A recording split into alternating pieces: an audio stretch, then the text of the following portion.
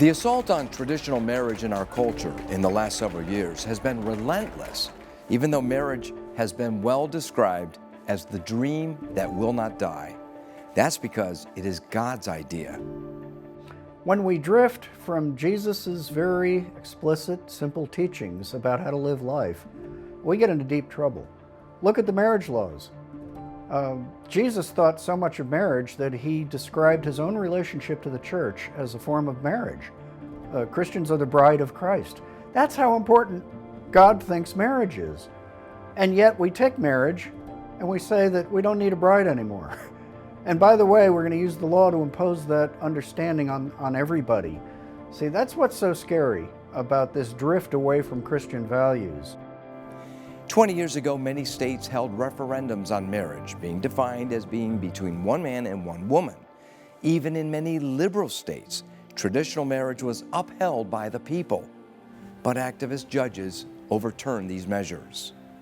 With marriage, 20 years ago, they had the Defense of Marriage Act, where even all Democrats agreed that marriage should be between a man and a woman.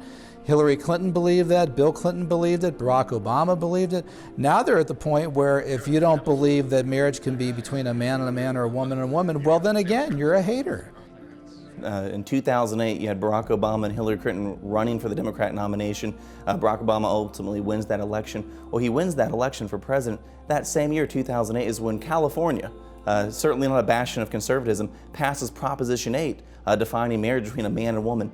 That seems like ancient history. Just think about 2015, the Obergefell decision that legalized same-sex marriage in all 50 states.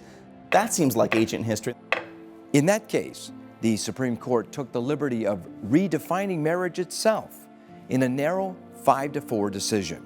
Over the years, the Supreme Court has shocked America by handing down decisions that weren't based on the Constitution, that were not popularly legislated, like Roe v. Wade in 1973, the marriage law in 2015, Obergefell, where they created same-sex marriage out of whole cloth, just as they did the wiping away abortion laws. When people are given an opportunity to vote, history tells us loudly they vote in favor of marriage being between a man and a woman. Now, the Supreme Court sadly overturned that and said, no, we will allow same-sex marriage. Before he died, Justice Scalia had a very good quote.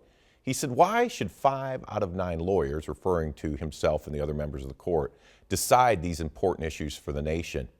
The Obergefell decision, they wiped off the books 50 different states, different marriage laws.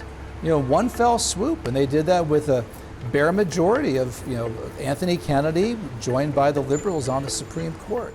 So in a sense, though, they can enact changes, and this is where cultural Marxism is so crucial.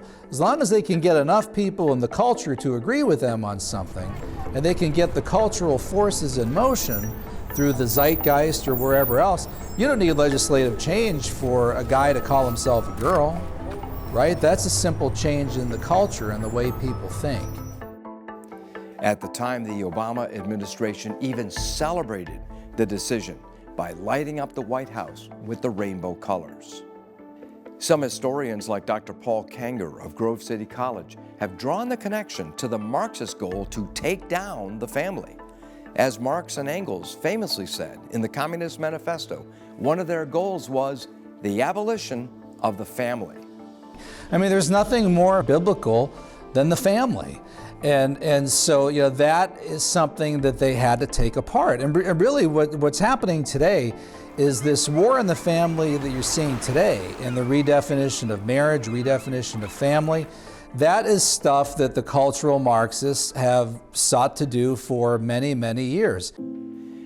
Furthermore, in late 2022, the United States passed a law which included some bipartisan support to make sure same-sex marriage would remain the law of the land. And with a straight face, they called it the Respect for Marriage Act.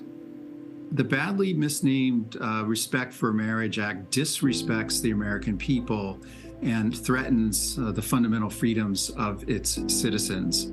You get a Christian baker or florist in Washington State, a photographer in New Mexico, who begs not to be forced to have to take pictures or provide flowers or a cake for a wedding that they believe violates their religious beliefs. And once upon a time, when we believed in genuine tolerance, you would think the people on the left would say, okay, we have this thing called conscientious objection.